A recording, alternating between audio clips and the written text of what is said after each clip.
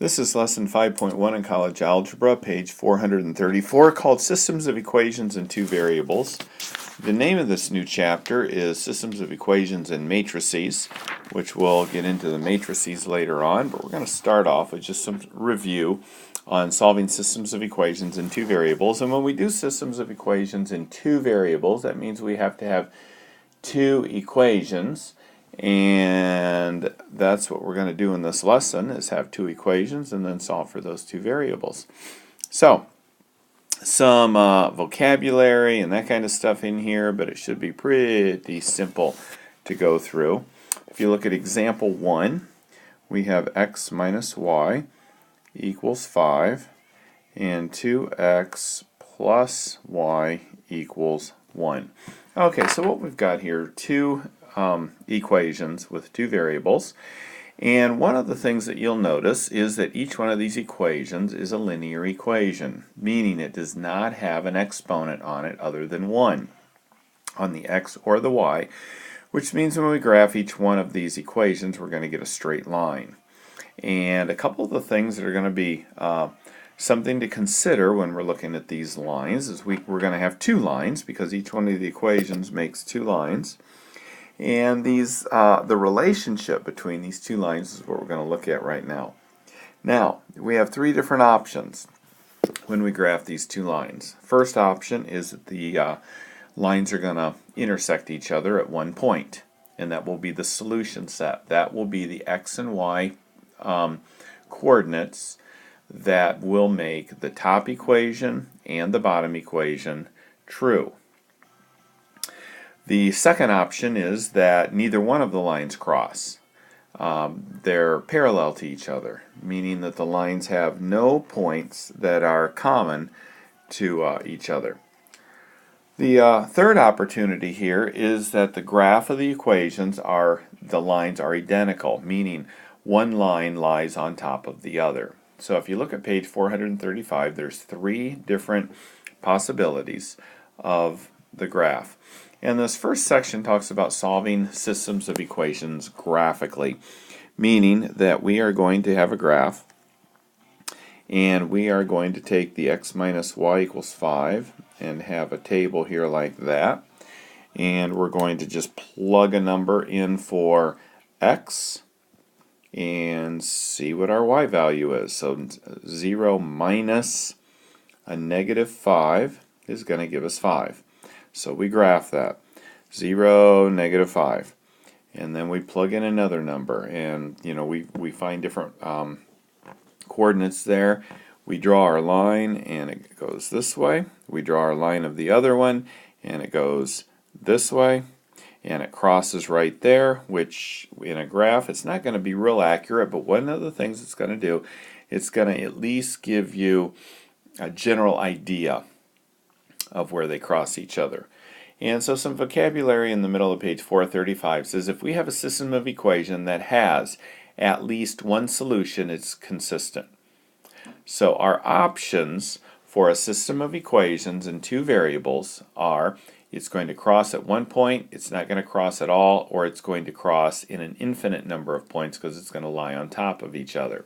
So when it says that it has at least one solution, it means it's going to have one solution or infinite solutions. It's not going to have 2 or 3 or 4 solutions. Those are your only options, and it's called a consistent system of equations.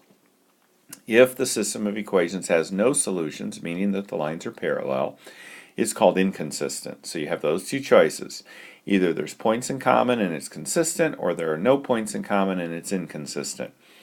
If the system of two linear equations in two variables has an infinite number of solutions, so if it's consistent and one lies on top of the other, the equations are dependent, and if they cross at only one point, they're considered independent.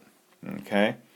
Alright, so substitution method is the next section that we're going to look here, and what we're going to do here is just real quick and easily go through the substitution method as well as the elimination method, just to give you some review on that.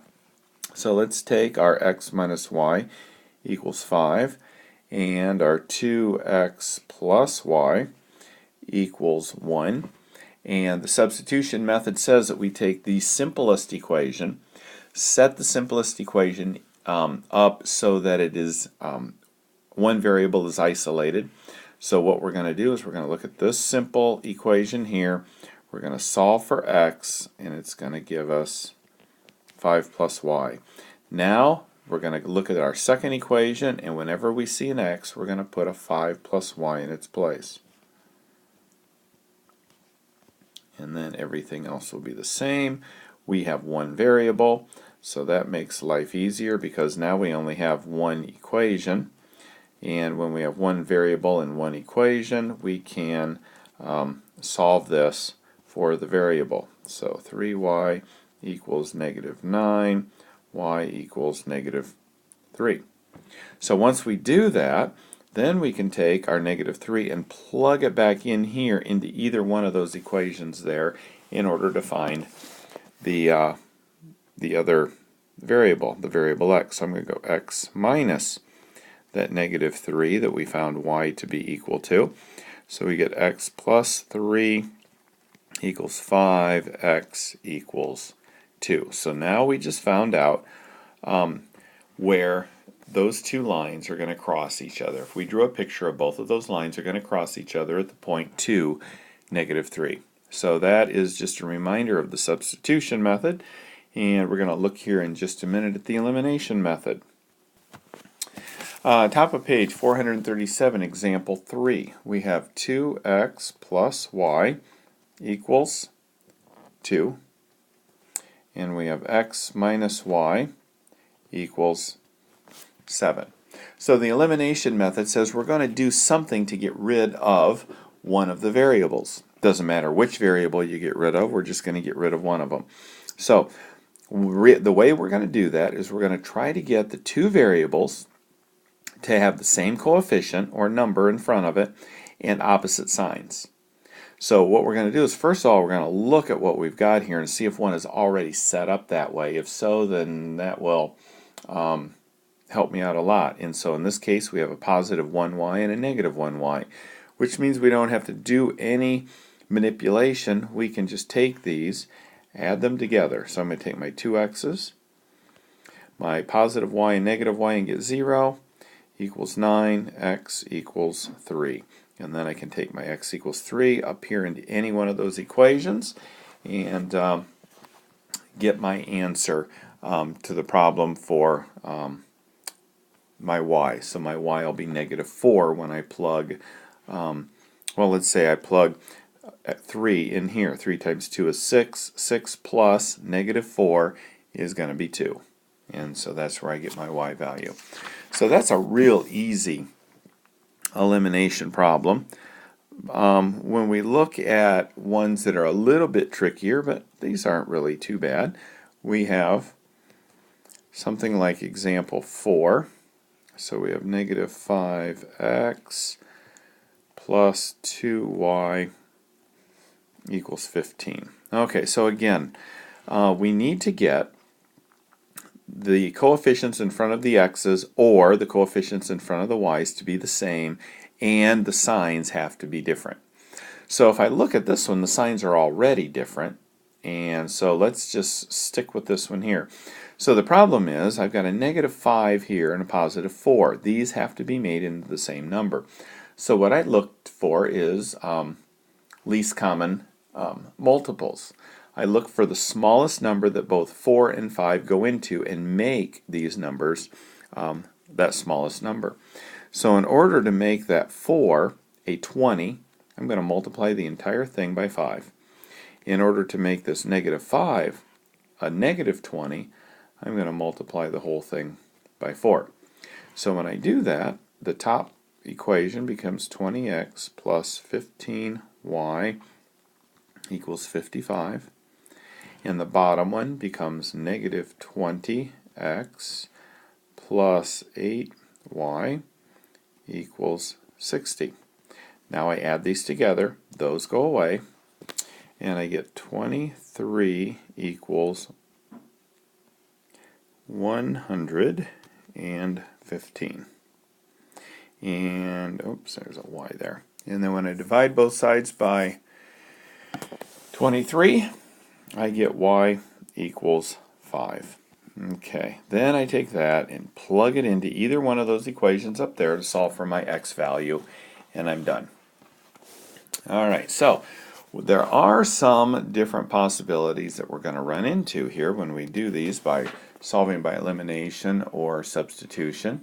And one of them would be with the problem x minus 3y equals 1 and negative 2x plus 6y equals 5. Okay, so let's do this the same way. Let's use elimination because that's what it's asking us to do. So we're going to multiply the top equation by 2 so that my coefficient here on my x's are going to both be 2's and one's going to be negative. So I do that and I get 2x minus 6y equals 2. And I'll keep my negative 2x plus 6y equals 5. I'll add these together. Those go away, but look what happens here. Those go away also.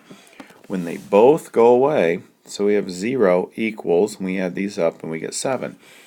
Whenever you come up with a solution that is untrue, that means there's no solution. It means the solution set is the null set.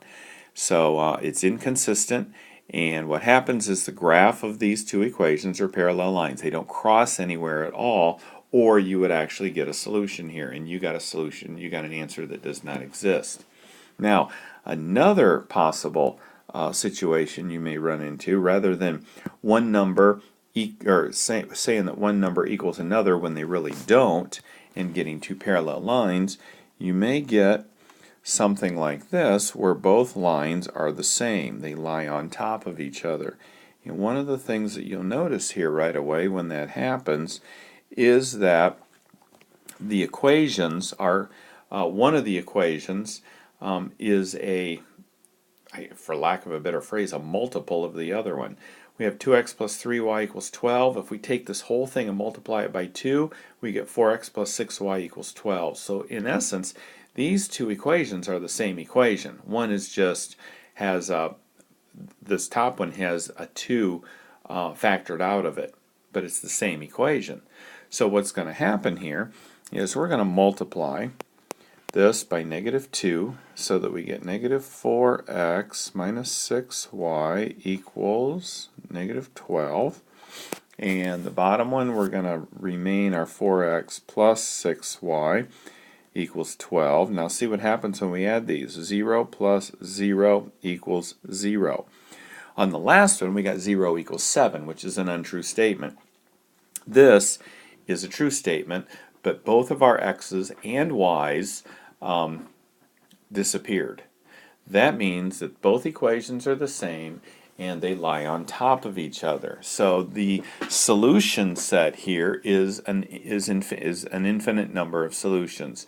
There are infinitely many solutions. So the set of real numbers would be the answer that you would put down there. So those are two different experiences that you're going to run into. So the next video is going to have to do with applications, story problems, at the top of page 440, and we'll start that one in just a second.